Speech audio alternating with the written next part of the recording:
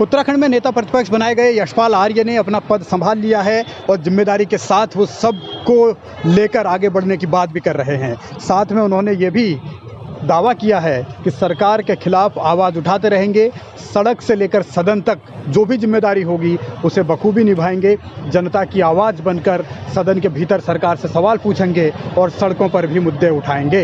यशपाल आर्य के ये दावे कितने सही साबित होंगे ये भविष्य बताएगा, लेकिन फिलहाल वो अपनी जिम्मेदारियां निभाने का दावा जरूर कर रहे हैं। मैं आज भी कह रहा हूँ हम सरकार को घेरने का काम करेंगे। मैंने कहा था सजग प्रहरी के रूप में मैं आपसे भी निवेदन करना चाहता हूँ। मैं आपसे भी निवेदन करना चाहता हूँ कि मुझे आपका हमारे देखिए देश की आज़ादी में, देश के निर्माण में, हमारे राज्य आंदोलन में हमारे आदरणीय पत्रकार बंधुओं का बहुत बड़ी भूमिका रही है। मैं आपका सहयोग चाहता हूँ।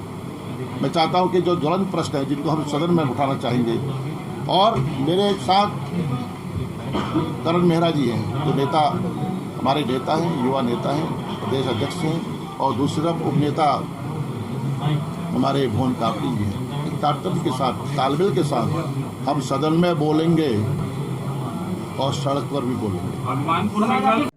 यशपाल के ऊपर जिम्मेदारी बड़ी है, वो दावे भी बड़े बड़े कर रहे हैं, लेकिन उनके ऊपर सबसे बड़ा सवाल यही है कि वो 4.5 साल तक बीजेपी की सरकार में मंत्री रहकर आए हैं। यही उनके सामने सबसे बड़ी चुनौती है कि वो कैसे सरकार के खिलाफ मुखर होकर बोलेंगे। यही उनका विरोध कांग्रेस में हो रहा है, जिसकी वजह से प्रीतम समेत कई नेता नाराज हैं।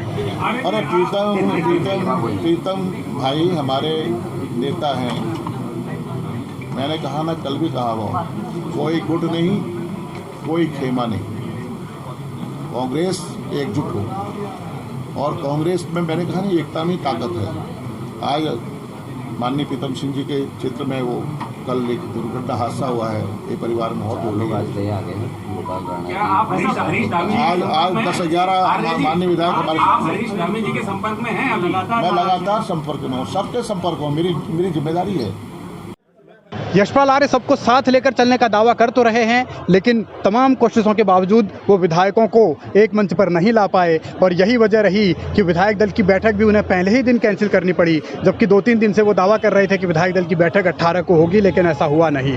अब इन चुनौतियों के बीच कैसे यशपाल आर्य आगे बढ़ेंगे, कैसे कम से कम प्रीतम गुट को मनाएंगे, ये उनके ऊपर सबसे बड़ी चुनौती होगी। इसके अलावा जो दूसरे नेता हैं, चाहे राजेंद्र भंडारी हों, चाहे हरीश धामी हों, मदन बिष्ट हों, ये ऐसे विधायक हैं जो पूरी तरीके से नाराज दिखते हैं। इनको कैसे वो मनाएंगे, उनको कैसे साथ लाएंगे, ये उनके सामने एक बड़ी परीक्षा है। इस परीक्षा में वो कैसे पास होंगे और कांग्रेस को कैसे एकजुट करेंगे, ये वक्त बता पाएगा।